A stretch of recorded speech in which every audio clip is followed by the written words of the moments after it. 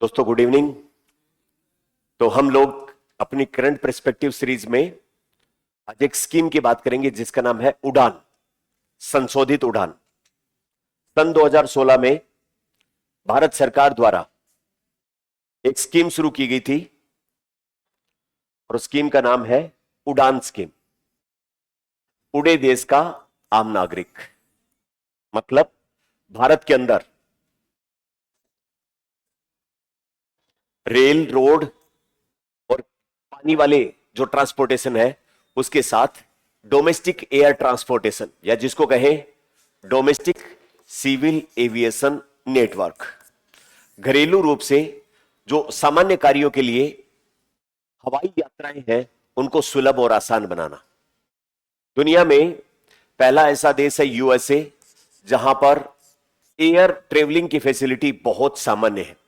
अपने यहां पर जैसे बस अड्डे हैं कस्बे या टाउन के लेवल पर, अमेरिका में वैसे हवाई अड्डे हैं और उनकी एयर कनेक्टिविटी ज्यादा बेहतर है।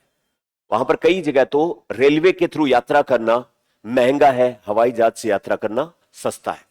डोमेस्टिक सिविल एविएशन वहां पर बेहतरीन है। वहां पर जहां कहीं पर भी अगर एयरपोर्ट नहीं खोल सकते तो वहां पर बना दिए जाते हैं एरोड्रोम्स। एरोड्रोम्स क्या है? वो हवाई पट्टियां जहां पर हेलीकॉप्टर या विमान उतर के और चढ़ के वापस फ्लाई कर सके, या फिर वो नदी मार्ग या वाटरवेज जहां पर हवा से किसी विमान को पानी पर उतारा जा सके और पानी में ही रनवे के रूप में नदी का यूज करके उड़ाया जा सके। आप देखते होंगे कई बार किसी नदी के ऊपर, पानी के ऊपर विमान आकर उतरता है और फिर उस नदी से ही चढ़ जाता है। तो वो जमीन या पानी के ऊपर वो जगह जहां से विमान या हेलीकॉप्टर को उड़ाया या उतारा जा सकता है उसको एरोड्रोम्स कहते हैं। Aerodromes are different from airport. Airport पर विमान उतरते और उड़ते तो है ही है, साथ में वहां पर यात्रियों की पहचान के लिए पासपोर्ट और वो सब चीजें, प्लस कार्गो की हैंडलिंग, सामान को उतारा और चढ़ाया जाता है कार्गो विमानों के लिए। तो यूएसए के अंदर बहुत विकसित अवस्था में है सिविल एविएशन या जो सामान्य उड्डयन जो मामला है वो। 2 नंबर पे आता है चाइना। चाइना के अंदर भी अच्छा खासा इंफ्रास्ट्रक्चर डेवलप हो चुका है। और अब तीसरे नंबर पे है इंडिया। इंडिया जो है वो सिविल एविएशन के मामले में तीसरा सबसे बड़ा मार्केट है। क्यों? पॉपुलेशन बहुत है, मिडिल क्लास की ठीक ठाक प्रेजेंस है और उसके चलते जो एयर फेयर कंपनियों के जो एयर फेयर है, हवाई यात्रा के जो खर्चे हैं वो बहुत ज्यादा महंगे नहीं बचे, बहुत सारे लोगों के लिए अफोर्डेबल हो गए। इसलिए पहले जो व्यक्ति बेंगलुरु यहां जयपुर से जाता था उसको 48 घंटे या 66 घंटे जितना भी टाइम लगता है 2-3 दिन, उसके बजाय वो 2 घंटे में बेंगलुरु चला जाता है। तो अब एयर का जो कनेक्टिविटी इंडिया में भी तीसरे नंबर का सिविल एविएशन मार्केट है। इंडिया के सिविल एविएशन, नागरिक उड्डयन से संबंधित, क्योंकि मैं ये बार बार सिविल एविएशन क्यों ले रहा हूं, दूसरा एविएशन आर्मी वाला है, मिलिट्री वाला है, जहां पर उसके फाइटर जेट, उसके हेलीकॉप्टर वगैरह उड़ते वगैरह है वो। तो जो नागरिकों की सेवा देने वाला जो है वो सिविल एविएशन कहलाता है। तो इंडिया में सिविल एविएशन को बढ़ावा देने के लिए सन 2016 में भारत सरकार ने उड़ान एक स्कीम लॉन्च की जिसका नाम है उड़े देश का आम नागरिक, जिसका उद्देश्य था देश के अलग अलग हिस्सों में एयरपोर्ट डेवलप करना, उन एयरपोर्ट के अंदर विभिन्न प्रकार की सुविधाओं को विकसित करना, जहां एयरपोर्ट डेवलप नहीं हो सकते वहां पर एरोड्रोम बनाना, मतलब इमरजेंसी की कंडीशन में हवाई जहाज हेलीकॉप्टर को उतारा और वापस से चढ़ाया जा सके। अब इस उड़ान स्कीम का 10 साल का टेन्योर 2026 में पूरा हो गया। 10 साल के लिए थी। अभी जो हम पढ़ रहे हैं, भारत सरकार ने इसका टाइम अगले 10 साल के लिए बढ़ा दिया गया है, जिसको कहा गया है संशोधित उड़ान, या जो है वो दोबारा से जो प्रिसाइज की गई उड़ान का अगला फेज। तो वो 2026-27 से लेकर 2035-36 तक के लिए अब इसका टाइम पीरियड बढ़ा दिया गया। अगले 10 साल के लिए उड़ान स्कीम का अगले 10 साल के लिए टाइमलाइन बढ़ा दिया गया है। और अगले 10 साल के लिए जो बढ़ा है, इसके लिए क्या काम किया जाएगा इस अगले 10 साल में? जो एयरपोर्ट है 100 नए एयरपोर्ट खोले जाएंगे। इसके अलावा जहां पर एयरपोर्ट नहीं खोल सकते वहां पर एरोड्रम, यानी कि पानी के थ्रू या जमीन की पट्टी के थ्रू या हेलीपैड के थ्रू, इस तरीके से हवाई जहाज और हेलीकॉप्टर को उतारा और उड़ाए जाने की व्यवस्थाएं विकसित करेंगे। दूसरा, जो पुराने एयरपोर्ट है और नए एयरपोर्ट खुलेंगे उसमें ऑपरेशन एंड मैनेजमेंट O&M, उनका प्रबंधन और उनका जो हो सही संचालन हो पाए। एयरपोर्ट पे जो वो एरोप्लेन आराम से उतरे और चढ़े, मौसम से संबंधित उनका कनेक्टिविटी, वो सारी चीजों की व्यवस्था करने से संबंधित बात की जाएगी। तीसरा, जो पुराने वाले एयरपोर्ट हैं उनमें लगभग 441 एयरपोर्ट ऐसे होंगे जिनको आधुनिकीकरण किया जाएगा या जिनके ऑपरेशन और मैनेजमेंट के लिए इस उड़ान की संशोधित नई स्कीम के लिए सहायता की जाएगी, पैसे धेली की सहायता की जाएगी। इसके अलावा जो एयरपोर्ट से संबंधित या फिर एविएशन से संबंधित नई कोई टेक्नोलॉजी है उन सबको भी बढ़ावा दिया जाएगा। तो इन सारे कामों में नए एयरपोर्ट खोलने के लिए, ऑपरेशन एंड मैनेजमेंट करने के लिए या फिर उनको रिनोवेट करवाने के लिए या फिर इस उन जगहों पर जहां पर एरोप्लेन कम चलते हैं तो एयरलाइन कंपनियां जो मान लो 50 यात्रियों को बिठा के हवाई जहाज अगले पे उतारती और वहां पर बैठ के जा रहे हैं 5 ही, पोसा ही नहीं आ रही है। मान लो कि भी जैसलमेर में सीजन के टाइम पर, दिसंबर के टाइम पर जब टूरिज्म पीक पे है तब तो चलेंगे, लेकिन बाकी दिनों में खाली हवाई जहाज उड़ रहे हैं तो फिर उनको क्या होता है, घाटा लगता है। तो घाटा लगता है तो इस उड़ान स्कीम के तहत उन कंपनियों को जो ऐसे रूट पर अपने हवाई जहाज उड़ा रहे हैं जिनमें उतने यात्री नहीं है, लेकिन धीरे धीरे यात्रियों को आदत पड़ेगी, टेस्ट चस्का डेवलप होगा, तब वो बस के बजाय एरोप्लेन से यात्रा करना शुरू करेंगे। तब तक उनको जो है वो रूट जमाने के लिए एक तरीके से पैसा जो कंपनियों को घर से खर्च होगा उसके लिए वाइबिलिटी गैप फंडिंग इसी स्कीम के तहत की जाएगी। वाइबिलिटी गैप फंडिंग यानी कि जो मुनाफा है उसमें कमी आएगी तो सरकार की तरफ से उसकी भरपाई की जाएगी। इसके लिए जो बजट रखा गया है वो 28,870 करोड़ रुपए का रखा है। इतना रुपए का रखा है। उद्देश्य क्या है? चाइना और यूएसए की तरह हम अपने देश में जो डोमेस्टिक सिविल एविएशन है उसकी कनेक्टिविटी बेहतर करें। जो अपने देश के नॉर्थ ईस्ट वाले हिस्से हैं या दुर्गम क्षेत्र है जहां पर जो है वो लैंडस्लाइडिंग होती रहती है या विभिन्न समस्याएं होती है, तो अगर सिविल एविएशन से संबंधित इंफ्रास्ट्रक्चर डेवलप हो गया तो search and rescue operation, army को जो है किसी इमरजेंसी कंडीशन में वही इंफ्रास्ट्रक्चर यूज करने की अनुमति, या फिर देश की कनेक्टिविटी को ज्यादा बेहतर और तेज बनाने से संबंधित ये काम करेगी, जिससे एयरपोर्ट की डेंसिटी बढ़ाना, एयरपोर्ट का परिचालन करना, लोगों को जो वो ज्यादा बेहतर और आधुनिक ट्रेवलिंग सुविधाएं प्रदान करना। जो लोग अपने किसी इमरजेंसी में नई जगह पहुंचना चाहते हैं वहां पर ट्रेन से या बाई रोड उनको 2-3 दिन लग जाए, उससे कुछ ही घंटों में वो पहुंच पाए। तो इस तरीके से ट्रांसपोर्टेशन को आधुनिकीकरण अगर कर दिया जाए तो बिजनेस जो है वो प्रमोट होता है, क्योंकि एक बिजनेसमैन का अगर पूरे देश में अलग अलग जगहों पर है तो उसके मैनेजर, उसके सेल्स पर्सन बड़ी आसानी से नई नई जगह जाकर के आ सकते हैं और ज्यादा तरीके से जो है वो अपना बिजनेस प्रबंधित कर सकते हैं, उसका मैनेजमेंट कर सकते हैं। तो ये सारी बातें हैं इसमें अपन पढ़े।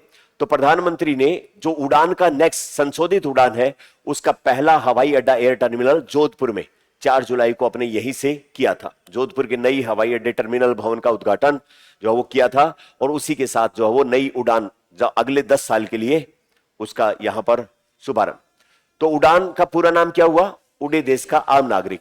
इसको 25 मार्च 2026 को स्वीकृति दे दी और 4 जुलाई को अपने यहां पर किया था। उद्देश्य क्या है? एयर जो कांटेक्ट है उसको लास्ट माइल तक, यानी कि जो देश के सबसे सीमावर्ती क्षेत्र, दुर्गम इलाके जहां पर आसानी से ट्रांसपोर्टेशन नहीं होता, उस जगह तक सबको एयर जो है वो सर्विसेज उपलब्ध करवाना। 2026-27 से लेकर 35-36 तक और 28,840 करोड़। मैंने कितना लिख दिया था? 8,070 लिख दिया, 30 करोड़ ज्यादा और बढ़ा दिए, 40 ही है, 8,840 करोड़। नंबर में थोड़ा इधर उधर निकल जाता हूं मैं। 28,840 करोड़। फिर उसके मुख्य घटक किए ये पैसे अगले 10 सालों में कहां कहां खर्च किए जाएंगे?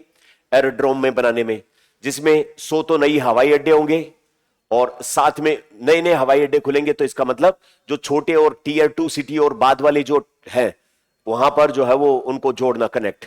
फिर नए एयरपोर्ट खोले जाएंगे और पुराने वाले हैं उनके रख रखाव में पैसा खर्च होगा। वहां पर एयर जो है वो विभिन्न प्रकार की सुरक्षा इंतजाम, उनकी मेंटेनेंस, वो सारे काम होंगे। तो इसके लिए जो है वो छोटे हवाई अड्डे जो खोले जाएंगे जहां पर कम हवाई जहाज आते हैं उनके मेंटेनेंस में खर्च आएगा, तो अगले 3 साल तक एयरपोर्ट खोलने के बाद जो भी मैनेज करेगा उस कंपनी को सरकार की तरफ से वित्तीय सहायता दी जाएगी। और प्रति हेलीपोर्ट यानी कि हेलीकॉप्टर जहां उतरता है उसको वाटर एयरोड्रम में 90 लाख रुपए तक प्रति वर्ष दिए जाएंगे। और लगभग 441 हवाई अड्डों को लाभ मिलने की उम्मीद है। इससे अगले 10 साल तक कितने छोटे मोटे हवाई अड्डों को ऑपरेशन और मैनेजमेंट में पैसा खर्च किया जाएगा? 441 हवाई अड्डों को इसके तहत मदद मिल जाएगी। उसके भला जो है वो देश के उन क्षेत्रों में जहां हेलीपैड बनाने हैं तो 200 नए आधुनिक हेलीपैड बनाए जाएंगे। अब अपने को लगता है कि हेलीपैड में क्या है, जहां पर हेलीकॉप्टर उतरना है वहां पर रोड रोलर वगैरह चला के मिट्टी सी जमा दो और थोड़ी गिट्टियां वगैरह फैला के सड़क सी बना दो, उतर जाएगा?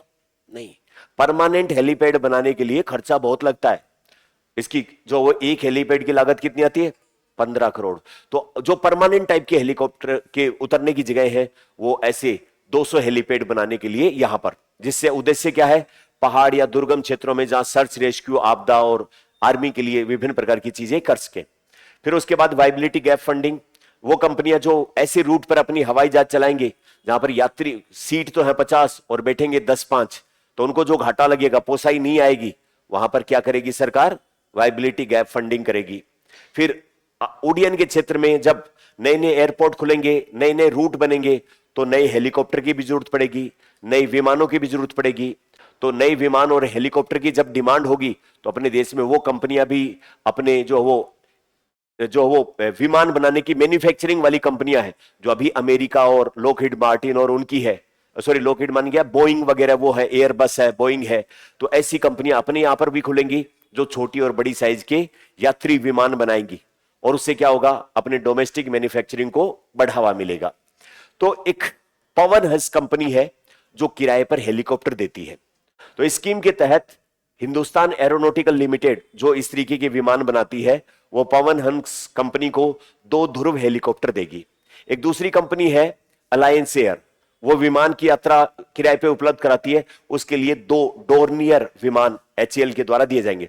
तो एचएएल 2 कंपनियों को जो वो विमान देगा, एक को तो देगा हेलीकॉप्टर और एक को देगा विमान। पवन हंस को क्या देगा? 2 ध्रुव हेलीकॉप्टर। और एयर अलायंस एयर को क्या देगा? 2 विमान। वो कौन से विमान है? डोर्नियर विमान उपलब्ध कराएगा। उद्देश्य स्वदेशी रूप से जो अपने बनाए और अलग अलग कंडीशन में चले डोमेस्टिक मैन्युफैक्चरिंग को बढ़ावा दिया जाए, उसके लिए ये स्कीम है। अब करो तो दिखा। अच्छा, उड़ान योजना 2016 में चली थी। उद्देश्य था पूरे देश का रीजनल कनेक्टिविटी को बढ़ावा देना।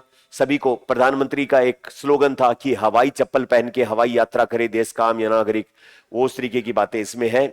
अब तक जो है उसमें कुछ चीजें की गई है, जैसे कुछ सवाल अपन देखें इसमें, तो तीसरा सबसे बड़ा किसके बाद में? आफ्टर यूएसए एंड चाइना, तीसरा बड़ा नागरिक उड्डयन बाजार है। 15 जुलाई 2026 तक देश में कितने रूट के ऊपर हवाई जहाज चल रही है? 679 रूट के ऊपर हवाई जहाज चल रही है।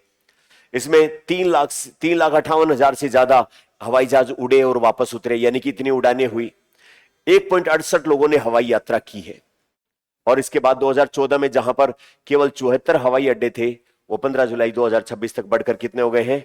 165, यानी कि लगभग जो वो 90 के आसपास नए हवाई अड्डे ऐड हो गए हैं इन 10 सालों के दौरान। तो ये इसके पुराने वाली का स्कीम का फायदा है। अभी 669 रूट के ऊपर ऑपरेशनलाइज है, इतनी रूट पर हवाई जहाज उड़ते हैं।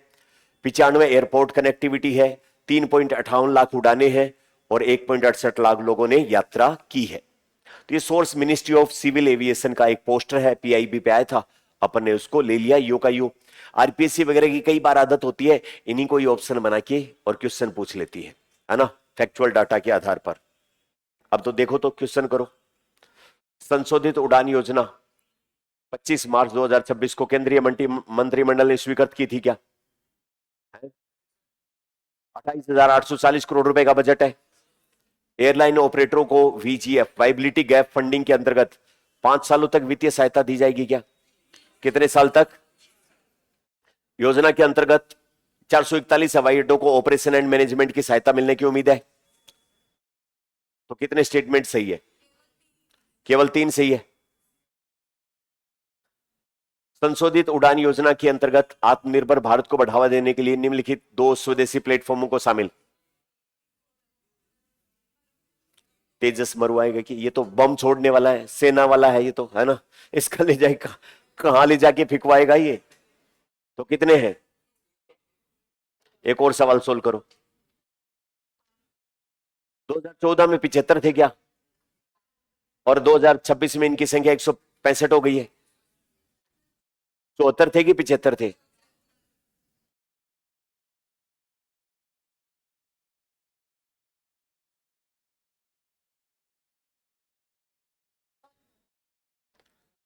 कितने थे? 74 थे। अब कितने हो गए हैं? बस इसीलिए सवाल बनाया था कि आप 74 75 में एक बार कंफ्यूज हो और आपके दिमाग में नंबर बैठ जाए, है ना। तो 74 एयरपोर्ट थे, अब बढ़कर कितने हो गए हैं? 165। उड़ान योजना का इसमें कोई महत्वपूर्ण योगदान रहा है क्या, जिससे लोगों की कनेक्टिविटी उन सब में जो है वो पैसे? तो कितने सही है? ये स्टेटमेंट ठीक है क्या? 2 और 3 सही है। तो ये उड़ान योजना से संबंधित कोई संभावित क्वेश्चन बनने थे वो, है ना, अपने देखे। मिलते हैं कल नए टॉपिक के साथ में। Thank you very much.